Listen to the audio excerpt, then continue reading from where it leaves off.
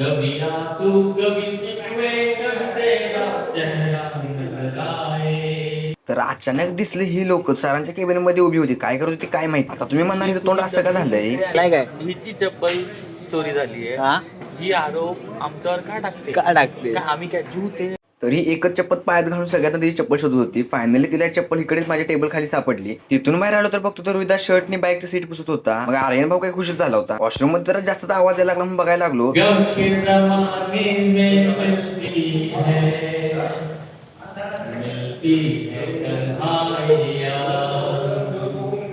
कभी आंसू कभी शिकवे कभी तेरा चेहरा नजर आए.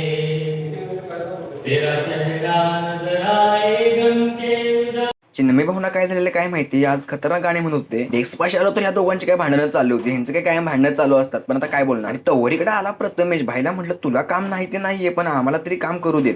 शांत ऑफिस मध्ये बसलेलो पण ह्या माणसाला काय बघवलं नाही. ह्याने मला घेऊन आला बाहेर कारण ह्याला जायचं होतं काहीतरी घ्यायला. आणि मोसम तर असला झालेला काय बोलायचं कामच नाही. आणि मी ह्याला बोलत होतो की छत्री घेऊन जाऊया पण छत्री काय घेतली नाही. आम्ही आता थांबलो झाडाखाली. पाऊस तर एवढा जोरात आला की आम्ही दोघं भिजून निघालो होतो. आता म्हटलं काहीतरी जुगाड केलं पाहिजे. मग तिथल्या सिक्युरिटी काकांची एक छत्री घेतली आणि म्हटलं ऑफिसच्या फ्रंट गेट पर्यंत तरी जाऊया. आता है काका ने दिया है, किधर गई काका? इन्होंने हम लोग को ये छाता दिया है.